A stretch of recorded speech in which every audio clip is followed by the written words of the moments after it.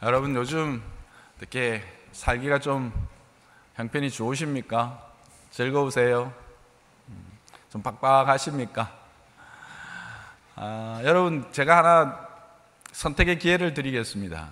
이렇게 이 사람으로 사는 게 이게 참 힘들지요. 그래서 여러분 천사로 살 수 있는 기회를 한번 드려볼까 합니다. 여러분 천사로 사시는 게 좋겠습니까? 아니면 그냥 그래도 사람으로 사는 게 더 복되고 좋겠습니까? 예? 그래도 사람입니까? 왜요? 우리 생각에 천사 이러면 참 좋겠다. 걱정도 없고 염려도 없고 죽음도 없고 그렇게 참 좋은 그런 상태, 그런 존재, 복된 존재가 천사가 아닐까 이런 생각을 하게 됩니다. 근데 여러분 하나님이 우리를 지으셨을 때 우리를 천사보다 더 낮게 지었을까요? 더 낮게 지었을까요? 우리를 천사보다 더 존귀한 자로 지으신 것을 여러분 기억하시기를 바랍니다. 하나님이 우리를 지으셨을 때 우리를 하나님의 형상으로 지으셨습니다. 그래서 하나님의 형상에는 하나님의 영이 있고 또 우리의 육체가 함께 이렇게 이루어져 있는 참으로 이 신비한 존재입니다. 여러분 영과 육이 하나로 이렇게 연합되어져 있다라는 이게 이해가 되십니까?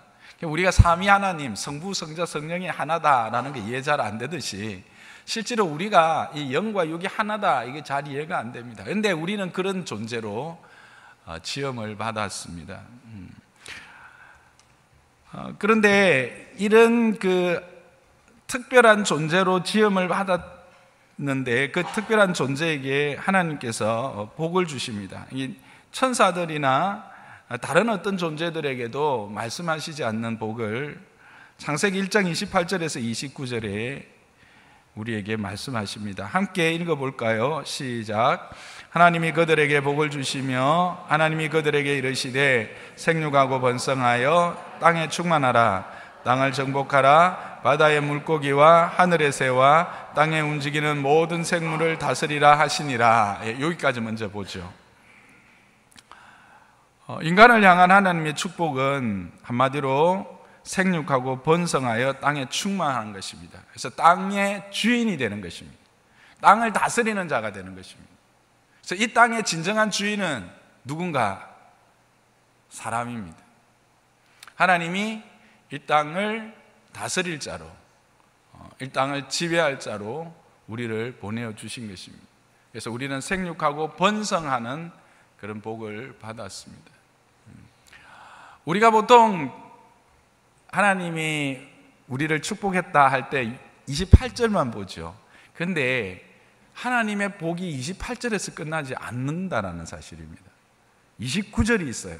한번 볼까요? 시작. 하나님이 이르시되 내가 온 지면에 씨 맺는 모든 채소와 씨 가진 열매 맺는 모든 나무를 너희에게 주노니 너희의 먹을거리가 되리라. 무슨 축복이에요? 먹는 복입니다. 여러분 천사는 먹는 복이 있어요? 없습니다. 목사님 그러면 동물들은 먹는 복이 있잖아요. 그렇습니다. 동물들도 먹는 복은 있습니다만 동물들은 오직 무엇을 위해서 먹습니까? 생존만을 위해서 먹습니다. 그런데 인간에게는요 이 먹는 것이 큰 즐거움입니다. 여러분 먹방 좋아하세요? 이 TV에 먹방 나오면 왠지 그냥 내가 안 먹어도 침이 꿀꿀꿀 넘어가죠. 그죠? 그게 상상이 되고 그 맛이 느껴지기도 하고 그렇죠. 요즘에 그 먹방이 하도 인기 있어가지고 유튜브에 그게 또 인기라면서요. 나중에도 이야기하지만 혼자 같이 못 먹고 혼자 먹으니까 그 먹방 틀어놓고 먹방에서 라면 끓이면 그럼 자기도 라면 끓여가지고 먹으면서 그게 먹는데요. 그런 게 왜냐하면 이 하나님께서 먹는 기쁨, 즐거움을 우리에게 주셨기 때문에 그렇게 되어지는 겁니다. 하나님이 에덴을 지으셨을 때 너무 좋아하셨어요. 너무 아름답다고, 보기에 너무 좋다고 했습니다. 그러니까 하나님 보시기에 좋았으니까 얼마나 좋았겠어요. 그게 참 조화로웠어요. 근데 거기에 그 좋았던 것 중에 하나가 그 안에 뭐가 있었냐면 씨 맺는 채소와 씨 맺는 과일들이 있었다라는 겁니다. 이 모든 것들이 뭐예요? 먹을 수 있는 것들이에요. 우리로 하여금 음식을 만들 수 있는 거예요. 그래서 동물들은 그냥 날 것으로밖에 먹지를 못해요. 그렇게 그냥 먹어요. 근데 여러분, 우리는 어떻게 해요? 그것들을 조합해서 요리를 해요. 조리를 해요. 그렇죠? 요리조리해서 맛있게 먹어요. 그리고 그것을 먹고 맛을 느끼고 또 그 전에 뭐예요? 눈으로 보고 먼저 눈으로 먹고 코로 냄새를 맡아서 또 기쁨을 누리고 입으로 삼켜서 맛을 느끼고 배가 불러서 포만감으로 즐거워하고, 이게 사람에게만 주신 복이었어요. 우리는 이게 복이라 생각을 못해요. 왜? 지금은 그냥 생존을 위해서 때로는 사람들도 이렇게 허겁지겁 먹는 데 급했기 때문에 그래요. 근데 근본적으로 하나님께서 우리에게 주신 복 중에 생육하고 번성하여서 이 땅의 주인이 되는 복과 함께 거기에 대등한 복으로 말씀하신 게 뭐냐면 이 먹고 즐기며 그것으로 인하여 기뻐하는 이 복을 주셨다라고 하는 사실입니다. 근데 그 복이 어떻게 되죠? 우리가 아는 것처럼 죄로 말미암아 땅이 저주를 받습니다. 그래서 이제 땅이 더 이상 처음 땅에서 하나님의 은혜 가운데 그렇게 풍성하게 열매 맺고 풍성하게 자라던 씨 맺는 채소와 과일들은 사라지고 겨우 우리도 생존하고 땀 흘려서 일하면 겨우 생존을 할 수 있을 정도의 음식만 공급받는 그런 땅으로 변화되어 버린 것이지요. 여러분, 구원이 무엇입니까? 구원은 회복입니다. 구원이 회복이라고 할 때 그렇게 본다면 구원의 회복의 범위는 어디까지일까? 우리가 생각하는 영의 회복과 그 다음에 우리의 육신이 부활을 입는 이 회복에서 머무는 것인가? 아닙니다. 우리에게 근본적으로 허락하여 줬던 이 즐거움, 우리가 누리는 기쁨과 즐거움에 대표되는 것이 뭐냐면 먹고 마시는 즐거움인데, 이 먹고 마시는 즐거움의 회복도 허락하실 것이다라는 겁니다. 그것을 구체적으로 보여주는 증거가 뭐냐면 성찬입니다. 여러분, 이 성찬이 언제 행해졌죠? 식사 자리입니다. 유월절 식사의 자리에서 성찬이 시작됩니다. 그래서 성찬의 가장 기본적인 성격은 바로 식사 자리라고 하는 것입니다. 그래서 이 성찬은 우리에게 무엇을 말씀해 주냐면 하나님께서 우리에게 허락하신 창조에 허락하셨던 그 먹고 마시고 즐거워하고 기뻐하고 그 기쁨 가운데 하나님을 찬양하는 그 복을 회복시켜 줄 것이다라고 하는 실제적인 약속의 징표입니다. 그것을 우리가 알 수 있는 것은 이 유월절, 첫 유월절을 말씀하시고 그것을 지키라고 하셨던 그 순간으로 돌아가 보면 더 분명하고도 확실히 알 수가 있습니다. 여러분, 유월절은 어떤 절기입니까? 구원의 절기죠. 이스라엘 백성들이 종되었던 애굽으로부터 해방되어서 하나님의 종이 되는, 하나님의 자녀가 되는 것을 기뻐하고 감사하고 찬양하는 절기입니다. 그렇죠? 근데 그것을 어떤 형식으로 기뻐하고 즐거워하고 찬양하게 하셨느냐 하는 겁니다. 어떤 형식으로 그 구원을 누리게 하셨나 하는 것입니다. 어떤 형태로 그 구원이 이루어지게 하셨나 하는 겁니다. 출애굽기 12장 1절에서 10절에 보면 첫 유월절에 대한 말씀이 나옵니다. 하나님께서 이제 이스라엘을 택하시고 내가 너희에게 내 백성이 되게 하겠다. 그리고 너희로 이 애굽을 떠나서 나를 섬기는 너희 조상에게 약속했던 가나안 땅으로 인도하여 나를 섬기는 백성으로 삼겠다 말씀하시죠. 그래서 애굽 왕에게 우리를 보내라, 이스라엘 백성들을 보내라 하지만 바로가 계속해서 거부합니다. 마지막 재앙이 남았습니다. 뭐죠? 장자의 죽음의 재앙입니다. 장자의 죽음의 재앙에 앞서서 하나님께서 그 전에는 이스라엘 백성들에게 특별히 준비하라 그런 말 없습니다. 근데 그때는 이스라엘 백성들에게 이 유월절을 위해서 준비를 하라고 말씀을 하십니다.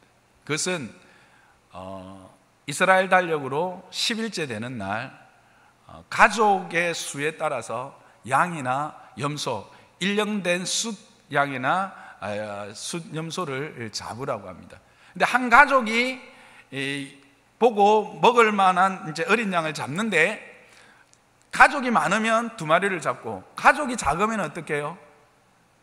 한 마리를 잡되 다른 사람과 함께 먹어야 돼요.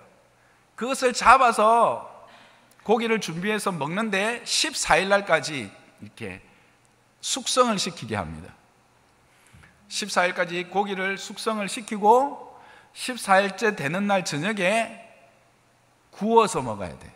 삶아 먹거나 생거로 먹을 수 없어요. 여러분 고기를 먹을 때 어떻게 먹는 게 가장 맛있어요? 불에 구워 먹으면 맛있어요. 불에 딱 구워서 먹으라고 해요. 근데 여러분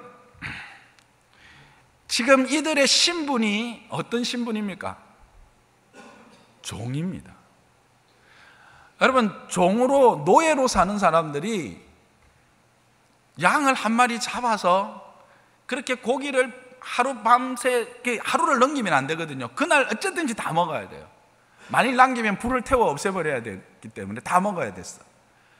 그렇게 배가 빵빵하게 불러서 포만감이 느껴지도록 배를 불려서 고기를 먹을 수 있는 기회가 있을까? 제 어릴 때 생각해 보면 없어요. 배가 부르도록 고기를 먹어본 기억은 저는 별로 없어요. 그냥 명절 되면 고기를 먹어본 기억은 있어요. 그렇죠? 고기를 먹어는 봤어요.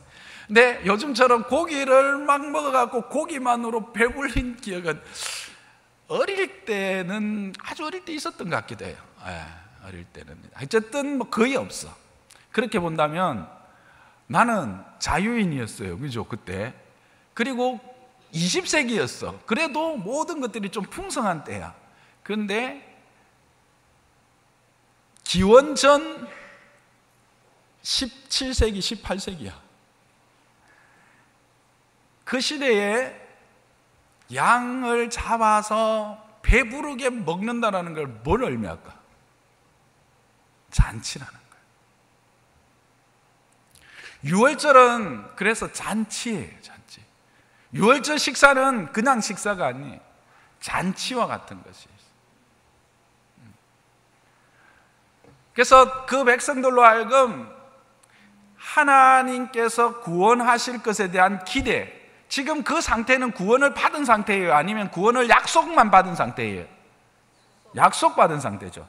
그 구원의 약속을 생각하면서 그 구원의 약속 가운데서 기뻐하고 소망 가운데서 즐거워하면서 또 그 주신 음식으로 배불리 먹으면서 그 하나님의 구원을 꿈꾸던 그 절기가 유월절이었다는 겁니다. 근데 성찬이 언제 베풀어졌어요?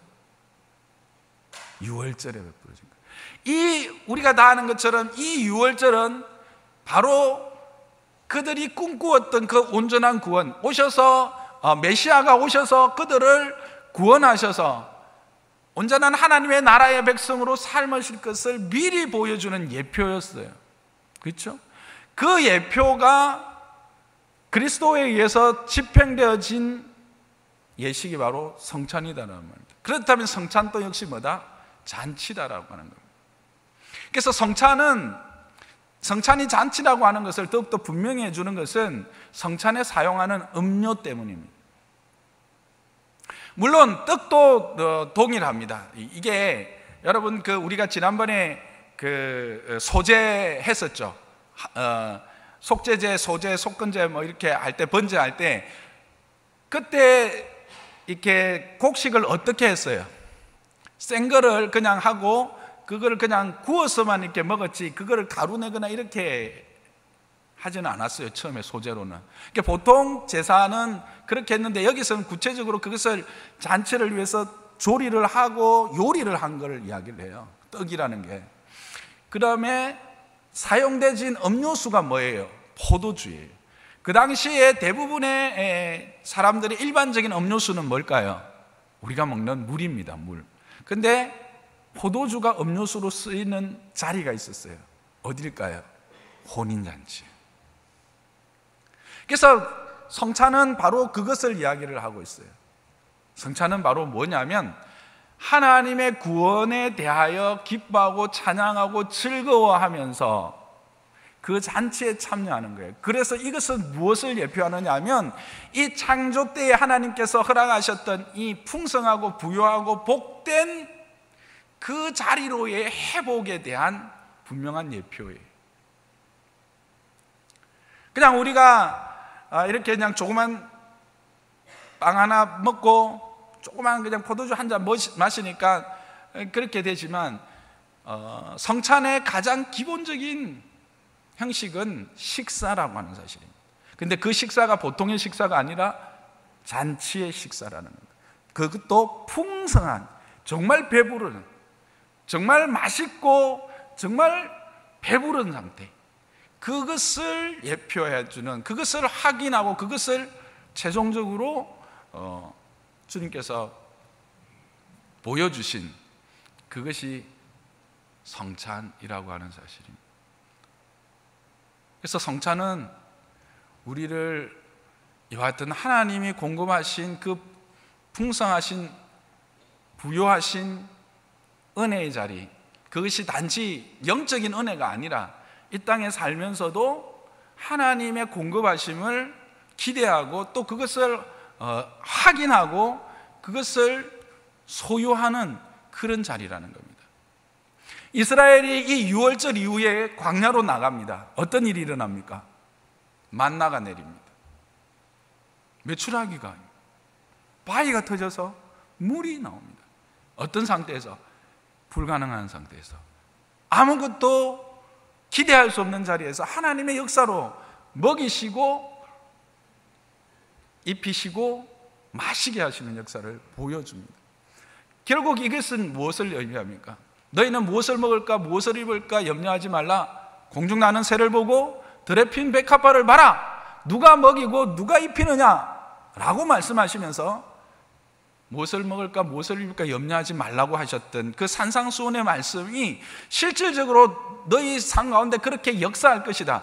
너희가 하나님의 백성이 되고 하나님의 자녀가 되면 너희는 이 땅에 살아가는 날 동안 생존을 위해서 그렇게 먹고 생존을 위하여 그냥 음식을 섭취하는 그런 위치에 있는 자들이 아니라 하나님이 태초에 허락하셨던 그 부요하고 그 풍성하고 그 맛있고 그 배부르게 하시는 그 은혜를 누리는 자로 너희는 선택받았다라고 하는 사실, 그리고 하나님이 그것을 책임지시겠다라고 하는 것을 보여주는 실제적인 훈련의 교육의 자리, 그게 어딘가?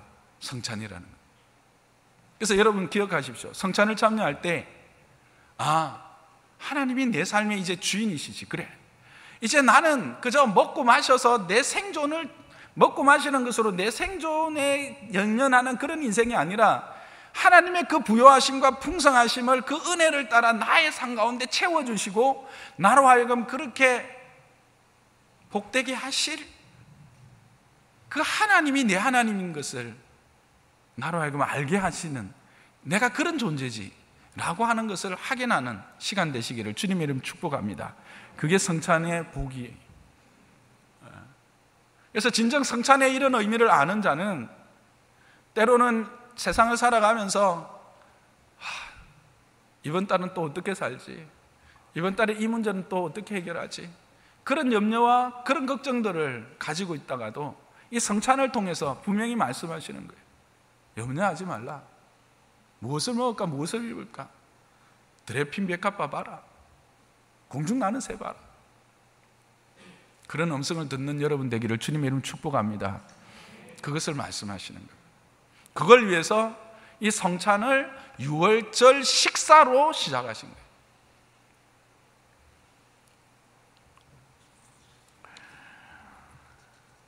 그리고는 또 이 식사는 우리가 유월절에서 보았던 것처럼 그 유월절이 오실 예수님에 대한 기대, 즉 오실 메시아에 대한 기대를 가진 미래에 이루어질 온전한 구원에 대한 소망을 담고 있듯이 이것 역시 동일한 소망을 우리에게 주어지는 징표입니다. 유월절을 통해서 예수 그리스도의 오심과 그의 죽으심, 그의 부활을 통해서 구원을 완성하셨듯이 이제 이 성찬에 참여하는 자들은 어떻게 된다? 예수 그리스도의 재림 가운데서 생명의 부활로 그의 영광스러운 잔치에 참여할 것을 약속하는 성찬인 것을 믿으시기 바랍니다. 그래서 예수님이 오늘 본문에 보면 16절을 보면 우리 함께 읽어볼까요? 시작. 내가 너희에게 이르노니 이 유월절이 하나님의 나라에서 이루기까지 다시는 먹지 아니하리라 하시니라. 이 왜 먹지 않겠다라는 걸까요? 그것은 바로 너희와 함께 이 온전한 하나님의 구원, 에덴에서 허락하셨던 그 참된 복을 우리와 함께 누리시기 위해서 거기까지 먹지 않고 기다리시겠다는 거예요. 이 말은 뭐냐면 그날에 너희와 함께 먹을 것이다라고 하는 약속을 이야기하는 거예요. 뒤에 포도주도 마시지 않겠다라고 하는 이 말씀은 우리와 함께 그 영원한 잔치에 함께 참여하겠다.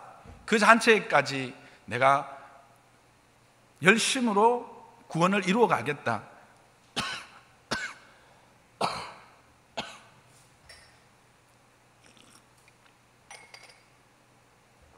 라고 하는, 구원을 이루어 가겠다라고 하는 하나님의 약속입니다. 실제로 그런 하나님의 나라의 그런 그 잔치는 어떤 잔치일까? 그리고 그 하나님의 나라는 어떤 모습일까를 조금 보여주는 말씀이 요한계시록에 나오죠. 요한계시록 22장 1절에서 3절까지를 한번 볼까요? 시작. 그가 수정같이 맑은 생명수 강을 내게 보인 하나님과 및 어린 양의 보좌로부터 나와서 길 가운데로 흐르더라. 강 좌우에 생명나무가 있어 12가지 열매를 맺되 달마다 그 열매를 맺고 그 나무 잎사귀들은 만국을 치료하기 위하여 있더라. 다시 저주가 없으며 하나님과 그 어린 양의 보좌가 그 가운데 있으리니 그의 종들이 그들을 섬기며 우리에게 섬기며 거기까지죠.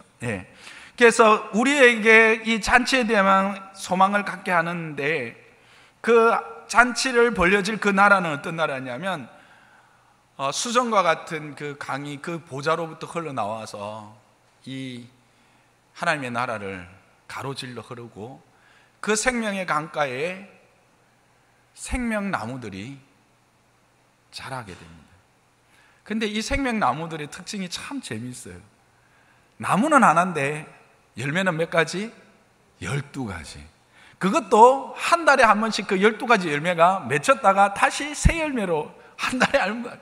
그러니까 나무 하나에 1년에 144개의 열매가 느끼시는 거야. 맞나? 12 곱하기 12? 오케이. 야, 이게 뭘 말할까요? 물론 정말 144가지 열매가 맺힐 수 있지만 이것은 충만하고 풍성한, 정말 우리가 먹고 마시고 그것들을 요리하고 조리해서 정말 우리들 솜씨들 내고 그래가지고 기쁨으로 맞고 이 하나님의 나라를 허락하신 그분의 영광스러움을 찬양하고 기뻐하고 즐거워할 시기에 부족함이 없는 풍성한 충만한 나라가 어디냐? 그 나라다라는 거예요. 여러분, 그래서 이 성경에는 먹는 것들이 아주 강조되어 있어요. 예수님의 사역 가운데서도 먹이시는 것들이 엄청나게 많이 나오는 걸 보시죠. 그리고 마지막에 예수님이 부활하시고 나서도 제자들 찾아가셔서 먹이시고 이야기하세요. 그분 예수님은, 우리가 사람들이 이게 지혜예요.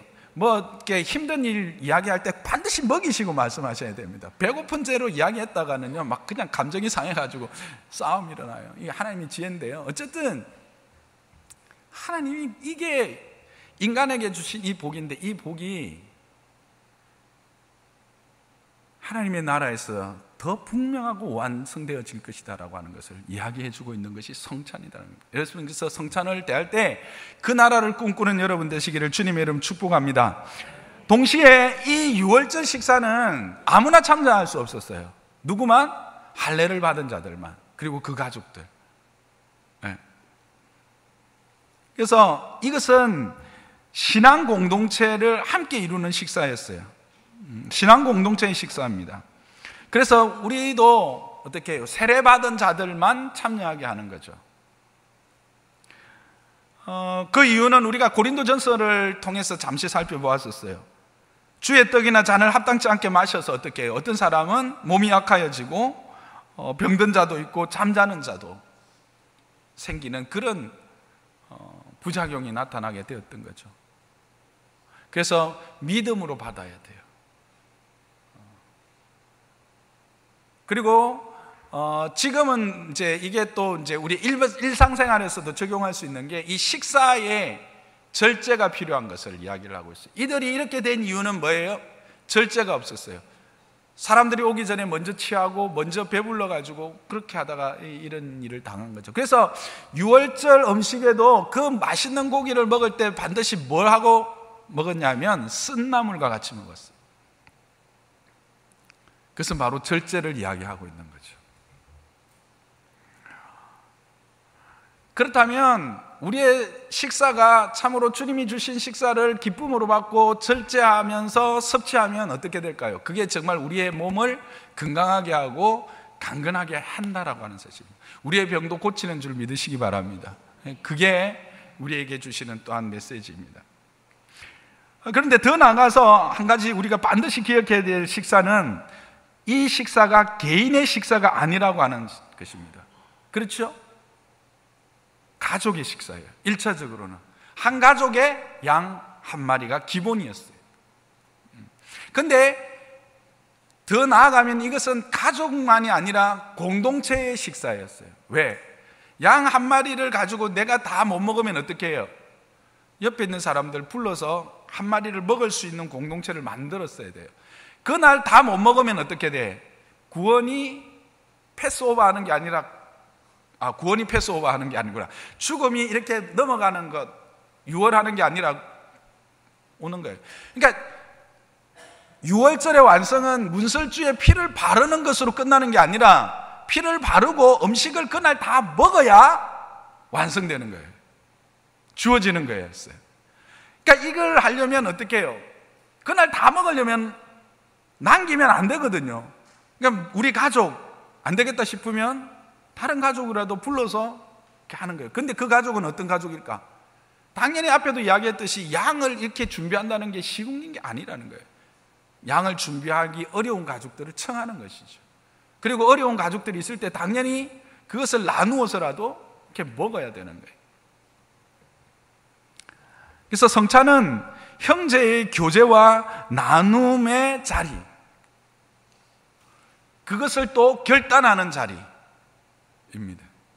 그래서 성찬에 참여한다라는 것은 이 신앙 공동체의 한 멤버가 된다, 구성원이 된다라고 하는 것을 말하는 것이고, 내가 그와 같은 역할을 감당하겠다라고 하는 고백과 그와 같은 결단의 시간입니다. 즉 내가 이 성찬에 참여함으로 이 함께 성찬에 참여하는 모든 사람들과 아름다운 교제와 하나됨의 관계를 내가 이루어 가겠다라고 하는 결단을 하는 시간, 그게 성찬이에요. 왜냐하면 유월절 자체가 그렇게 내 필요뿐만 아니라 이웃의, 즉 믿음의 공동체, 할례를 받은 그 이스라엘의 공동체 안에 있는 자들에게 그 양을 나누어서 먹고 함께 그 죽음을 넘어갔기 때문에.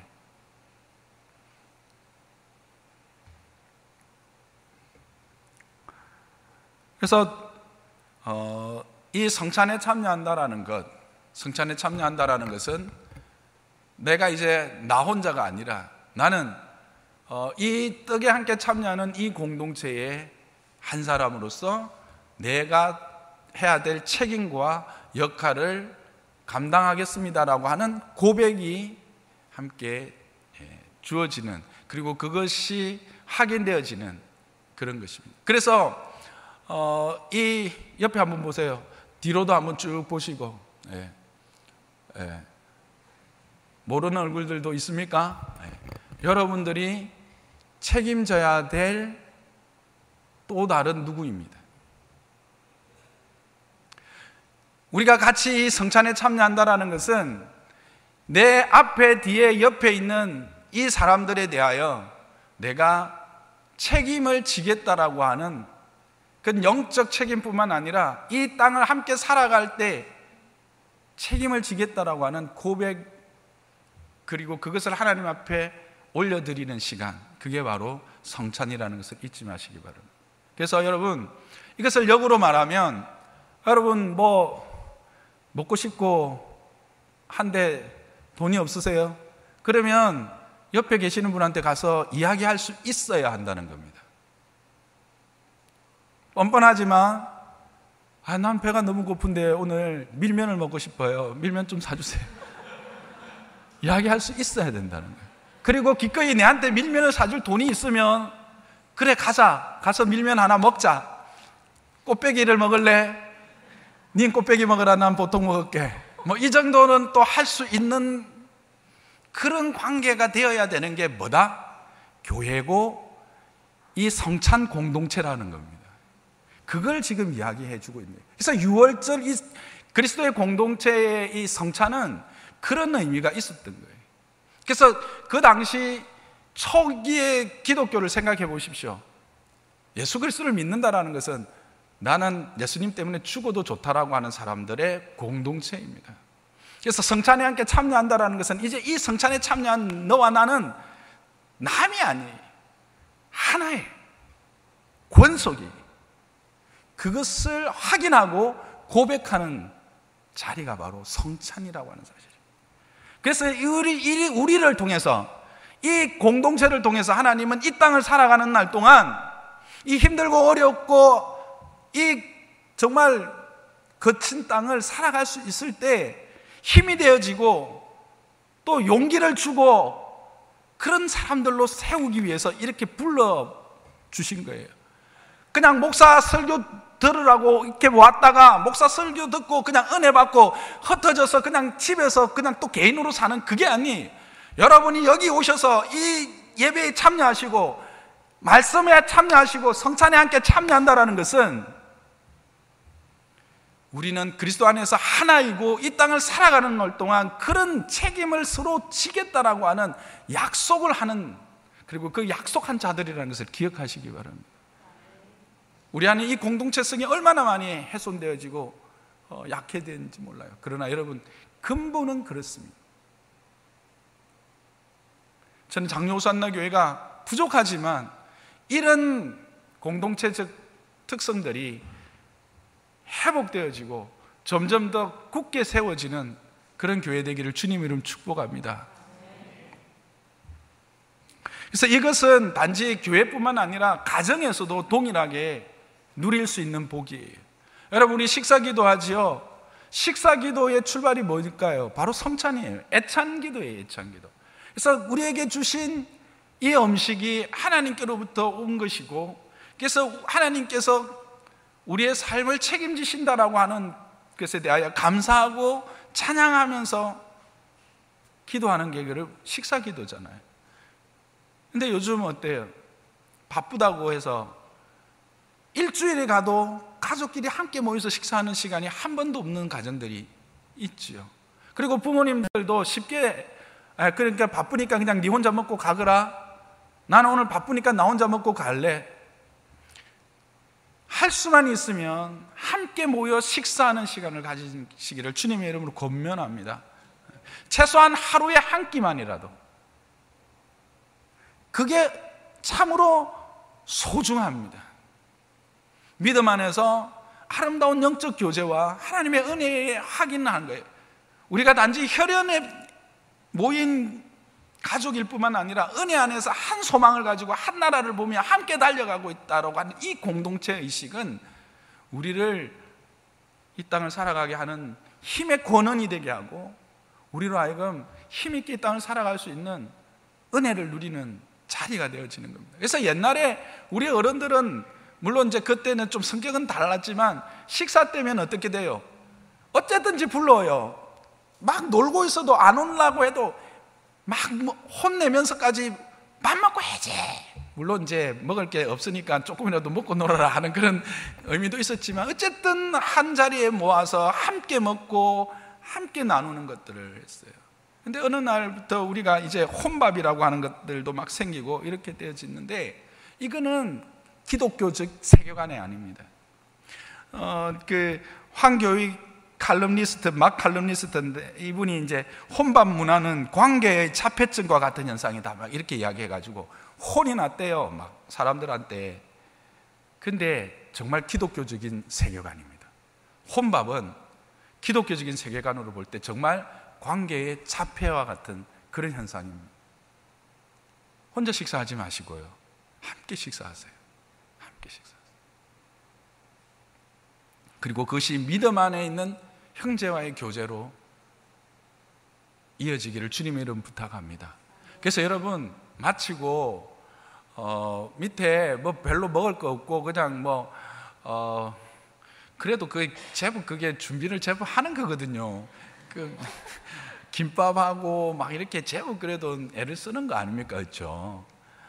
그걸 먹는 것도 먹는 거지만 그걸 먹으면서 믿음의 교제를 하는 겁니다. 성도의 교제를 하는 겁니다, 여러분. 그래서 그 교제에 함께 참여하는 저와 여러분 되시기를 주님의 이름으로 부탁합니다.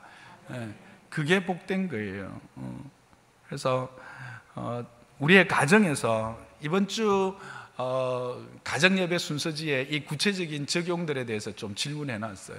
여러분의 가정에서 먼저 이 애찬의, 이 성찬의 성격을 가진 애찬의 문화가 잘 정착되고, 교회에서도 이와 같은 기독교적인 세계관을 가진 이 성찬에 함께 참여한 성찬 공동체로서의 그 은혜가 또 누려지는 장로산낫 교회 되기를 주님의 이름으로 축복합니다.